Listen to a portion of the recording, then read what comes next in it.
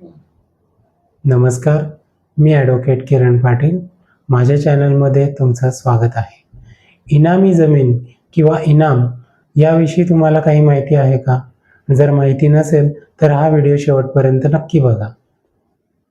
आता इनाम म्हणजे एक प्रकारचे दान किंवा देणगी. आता अशा प्रकारची देणगी कोण कुणाला देऊ शकतं? तर ही आपल्या भारतामध्ये जे ज्यावेळी राजेशाही होती, म्हणजे ब्रिटिशांच्या पूर्वी जी राजेशाही होती, तेव्हा राजे लोक त्यांच्या कनिष्ठ सेवकांना अशा प्रकारे इनाम रूपाने जमिनी देत असत, ज्यालाच इनामी वतन किंवा इनामी जमीन असं म्हटलं जायचं. तर ही एक प्रकारचे दान किंवा देणगी आहे.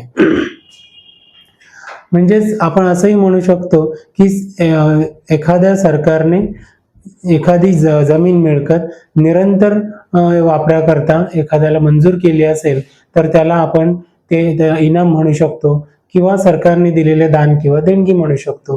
तर अशा प्रकारचे जे काही जमिनी आहेत त्याला इनामी जमिनी किंवा इनामी वतन असं म्हटलं जातं. आता हे ब्रिटिश पूर्व काळापासून हे चालत आलेलं आहे आणि याच्यामध्ये 7 प्रकारच्या जमिनी येतात, म्हणजे 7 प्रकारचे वर्ग करण्यात आलेले आहेत. आणि त्याच्यामध्ये पहिला वर्ग जो आहे, जो वर्ग 1 ज्याला म्हटलं जातं, जी तहानुसार एखादी सरंजाम दिला जातो त्याला सरंजाम ट्रीटी म्हटलं जातं.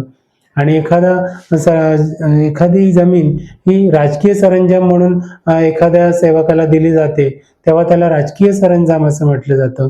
त्याच्यानंतर तह न करता दिलेला सरंजाम देखील असतो. तर या तिन्ही प्रकारचे जे काही इनाम आहेत ते वर्ग 1 मध्ये आपण वर्गीकरण केलेले आपण बघू शकतो.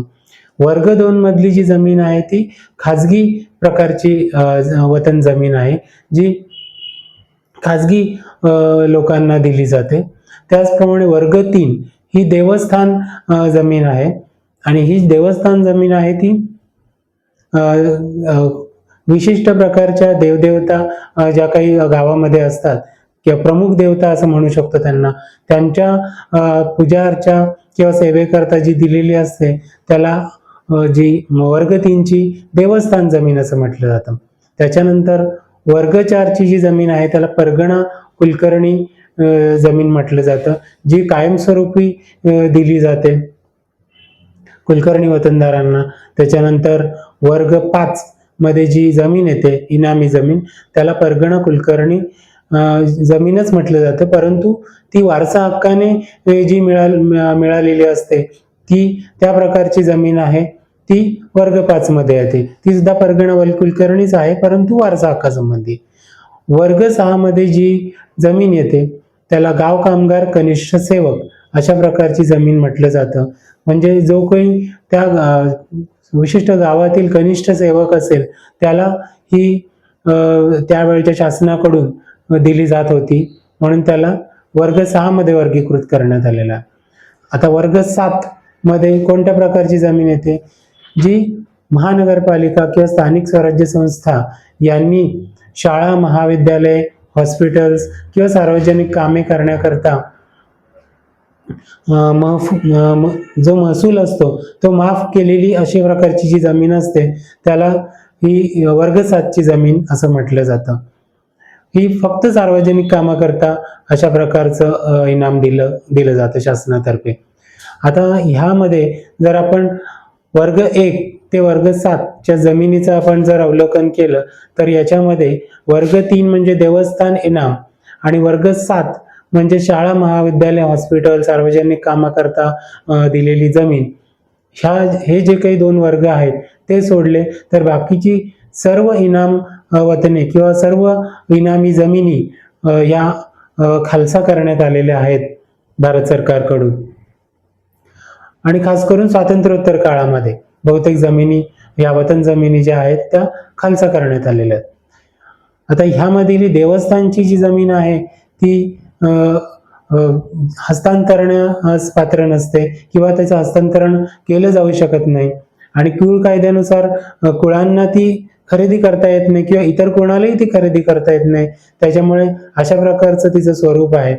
आणि वर्ग 7च्या ज्या जमिनी आहेत त्याच्यामध्ये जर ज्या कामासाठी ती दिलेली आहे सरकारतर्फे, उदाहरणार्थ सार्वजनिक कामासाठी दिली असेल किंवा शाळा किंवा महाविद्यालय किंवा हॉस्पिटल या कामांकरता दिलेली असेल आणि त्या विशिष्ट कामाकरता जर त्या जमिनीचा वापर होत नसेल आणि अन्य कारणासाठी वापर केलेला जर दिसून येत असेल, तर सरकार अशा प्रकारच्या ज्या जमिनी आहेत, ज्या वर्ग 7 मध्ये येतात सार्वजनिक कामाकरताच्या, त्या सरकार जमा करण्याचा अधिकार सरकारला आहे. आता हे जे काही वर्ग 3 आणि 7च्या व्यतिरिक्त जमिनी आहेत, त्याच्यापैकी वर्ग 1 जी सरंजाम ट्रीटी किंवा सरंजामी जी जमीन आहे ती 1925 साली ब्रिटिशांनी रद्द केलेली आहे आणि तशा प्रकारची जी काही इनामी वतनं आहेत ती पूर्णपणे रद्द करून ती जमीन सरकार जमा केलेली आहे. त्याच्यानंतर इतर जमिनी ज्या आहेत, ज्या खाजगी इनामी आहेत किंवा परगणा कुलकर्णी, त्याच्यानंतर गाव कामगार कनिष्ठ सेवक, अशा प्रकारचे जे म्हणजे वर्ग 3 आणि 7च्या व्यतिरिक्त जे ज्या इतर इनामी वतनं आहेत ती सर्व 1925 मध्ये जी राजकीय इनामे रद्द झाल्यानंतर 1952 साली इंडिपेंडंट इंडिया म्हणजे स्वातंत्र्योत्तर जो भारत आहे, भारत सरकार आहे, त्यांनी ती इनामे पूर्णपणे रद्द केलेली आहेत, अबॉलिश केलेली आहेत वेगवेगळ्या कायद्यानुसार. तर ह्याच्यामध्ये जर आपण आकडेवारी बघितली तर 1925 साली जी काही राजकीय इनामे सरंजाम इनामे जी आहेत, सरंजाम ट्रीटीनुसार मिळालेली ती जी इनामे जर बघितली तर सुमारे 38 लाख एकर जमीन या सरंजामदारांकडे होती आणि ती ब्रिटिशांनी रद्द केली. त्याचप्रमाणे 1952 साली जी स्वातंत्र्योत्तर काळामध्ये भारत सरकारने वेगवेगळ्या कायद्याखाली जी इनामे रद्द केली त्याच्यामध्ये 17 लाख एकर जमीन ही इनामदारांकडे होती. म्हणजे जी खाजगी स्वरूपाची इनामी वतनं होती त्याच्यामध्ये 17 लाख एकर जमीन ही रद्द करून सरकार जमा करण्यात आली. तर अशा प्रकारे इनामी वतन हे अबॉलिश झालेलं असलं तरी देवस्थान वतन आणि वर्ग क्रमांक 7 म्हणजे सार्वजनिक कामाकरता दिलेलं वतन हे कायमस्वरूपी ठेवण्यात आलं आहे. बाकीची सर्व जी वतनं आहेत ती रद्द करण्यात आलेली आहेत आणि अबॉलिश करण्यात आलेली आहेत. त्याच्यामुळे इनामी वतनांविषयी हा व्हिडिओ बघितल्यानंतर आपल्या लक्षात आलं असेल की इनामी वतन म्हणजे काय, कशा प्रकारचे त्याचे प्रकार किती आहेत किंवा वर्ग किती आहेत आणि ते कशा प्रकारे इश्यू केले जात होते या संबंधी देखील आपल्याला कल्पना आली असेल. आणि अशा प्रकारच्या इनामांचा काय उपयोग केला जात होता हे सुद्धा आपल्या लक्षात आलं असेल. तर थोडक्यात सांगायचं तर पूर्वीचे जे कोणी राजे होते ते त्यांच्या सेवकांना म्हणजेच कोणी मिलिटरी कमांडर आपण ज्यांना म्हणतो, जे सरदार होते, त्यांना त्यांचे जे काही काम आहे जे मिलिटरी स्वरूपाचं जे काम आहे, सैन्य सांभाळण्याचं जे काम आहे ते सांभाळण्याकरता एक देणगी म्हणून त्यांना अशा प्रकारचं जी जमीन देत होते त्याला सरंजामी जमीन म्हणतात.